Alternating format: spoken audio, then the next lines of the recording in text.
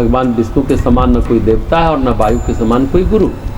विष्णुपदी के समान कोई तीर्थ नहीं और विष्णु भक्त के समान कोई भक्त नहीं है। कलयुग में सभी पुराणों में 3 पुराण भगवान हरि को प्रिय और मुख्य है। उनमें भी कलिकाल में मनुष्यों का कल्याण करने वाला श्रीमद् भागवत महापुराण मुख्य पुराण है। इसमें जिनसे सर्वप्रथम सृष्टि हुई है उन श्री हरि का प्रतिपादन हुआ है, इसलिए यह भागवत पुराण श्रेष्ठ माना गया है। इस पुराण में भगवान विष्णु से ही ब्रह्मा और महेश आदि की सृष्टि बताई गई है। विप्र, इसी प्रकार इसमें अनेक प्रकार के अर्थों का तथा तत्वज्ञान का निरूपण हुआ है।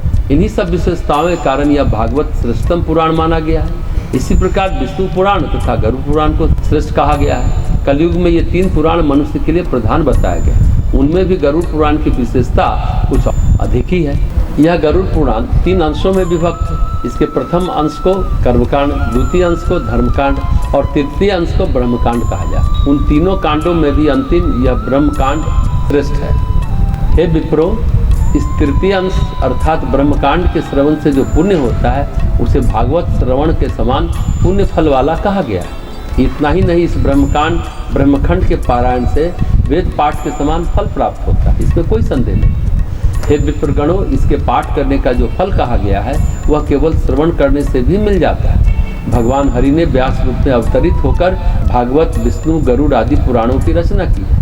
विष्णु धर्म का प्रतिपादन करने में गरुड़ पुराण के समान कोई भी पुराण नहीं। जैसे देवों में जनार्दन श्रेष्ठ है, आयुधों में सुदर्शन श्रेष्ठ है, यज्ञों में अश्वमेध श्रेष्ठ है, नदियों में गंगा श्रेष्ठ है, जलजों में कमल श्रेष्ठ है, वैसे ही पुराणों में यह गरुड़ पुराण हरि के तत्व निरूपण में मुख्य कहा गया है।